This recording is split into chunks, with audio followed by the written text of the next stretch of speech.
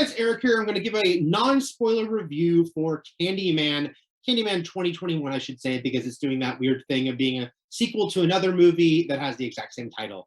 But that's okay. Yeah, this is, I guess you would call it a legacy sequel, a reboot-quel. It completely keeps the canon of the old movie while also continuing the story. So if you've never seen 1992's Candyman, I think you'll be okay, though I think it would strengthen it if you did beforehand.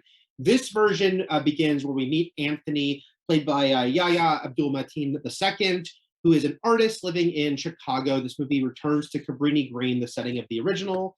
And he is a struggling artist, and he's kind of trying to figure things out with what his work should be. And then he finds out about the myth of the Candyman and stories that things that happen with both the Candyman, some specifics about what happened in 1992 in a movie called Candyman. And he starts to become a little bit obsessed with that. And he feels inspired by it all. He goes into Cabrini Green, into what used to be the projects there, and starts to learn more about it. It starts to influence his art. But then, guess what? Some people start to die in his vicinity as people start to learn, once again, that if you say the name Candyman 5 times into a mirror, bad things are going to occur. Other prominent characters in it are Teyonah Parris, who you know from WandaVision, playing Brianna, his girlfriend. Colman Domingo has kind of Cabrini Green local from back in the day who gives him a lot of the information. And Vanessa Williams, returning from the original movie, as the character Anne Marie. I really dug this movie. I had not seen Little Woods, which is Nia DaCosta's first film as a director. This is her follow-up. She is now working on The Marvels, the Captain Marvel sequel. But right out of the gate, I really love the visuals of this movie. I really love the style and the feel of it. It kind of grabs you early on. Cool opening credit sequence going through Chicago with these inverted images, and immediately, I think, immerses you in this world. Chicago has been in many movies, but this is maybe one of the most impressive as far as like how it looks and kind of really pulling you into the city and the vibe of it. So it really grabbed me from the get-go. Like I said, it is doing that sort of legacy sequel thing. It is completely acknowledging the original movie. The sequels, not so much. I don't think it's nullifying them. It's just not bothering with them, and that's okay, since those movies aren't nearly as good as the original. But it is honoring this first film as far as it happened. It's part of the backstory, but also I think really building off of it in a cool way. The original Candyman is, an iconic horror movie, introduced this great villain with Tony Todd as the title character. He was really important in cinema history as kind of the first time there was a black character who was one of these sort of slasher icons, which there are so many of. And the movie was immersed in this world of Cabrini Green and got into some pretty heavy, real stuff, just as far as Candyman's backstory, which is this horrible, tragic incident, where he was murdered because he was a black man in love with a white woman in the late 1890s. So he's got this, really heavy, intense backstory. The modern day stuff was set in Cabrini Green and acknowledged kind of what it was like for the residents there. And, there's a line in the first one about how the police are ignoring everything happening to people there until a white woman gets hurt. So there's a lot of stuff there layered in, with the fact that they did it all through the perspective of a white woman, because the main character, Helen, played very well by Virginia Madsen in that film, was not from Cabrini Green. She was going into it. This movie, I feel like, takes everything that first one did, builds upon it, modernizes it, because this time it is a black filmmaker and a black lead character. And so it really feels like, yes, of course, this is the natural progression of this. It's probably what it should have been in the first place in 1992. But back in 1982, it was a big deal that they even did the movie at all in the way they did, the setting they did.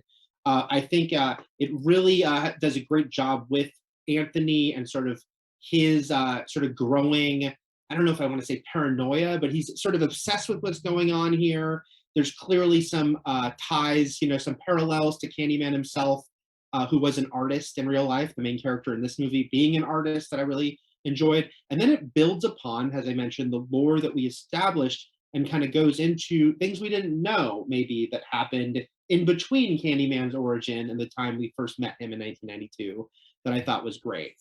So yeah, I thought this all really came together really well. I have one big complaint about this movie, which is it's not really scary. I think it's the one place that it really kind of could have been stronger.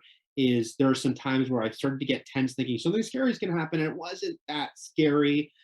It was always interesting, but I felt like I would have liked a couple of genuine jumps here I didn't get. But what I did get was so kind of enthralling. And there's, it's a slow build. This is not a movie where you're going to be like, a giant 25-person body count. Instead, it takes its time. And when things happen, they're really interesting and notable. And the use of reflections, Candyman in the mirror, is a big deal. And they use that really well. There's an image you see on screen right now that's one of those. The bee that is on the inside of the mirror, but not on the outside. Really cool stuff there. And some of the creepier moments, like I said, it's not scary as far as it didn't startle me a lot, but there are some moments where I go, ooh, that's unsettling. And I think that's what's really cool about it. It's a movie about an artist. Both Anthony and Candyman, Daniel Robitaille was an artist. So it makes sense that it feels very artistic. I like that a lot, how they intertwine that all. And I think that the way it builds upon that and ends in a way that if there was a sequel, I don't think it ends in a way where you need another Candyman movie, but of course I'd welcome it. But I think it expands the world in a way that makes for a lot of possibilities should they do more going forward with this air of tragedy all around it. Because look, this movie was produced in 2019, was meant to open last year.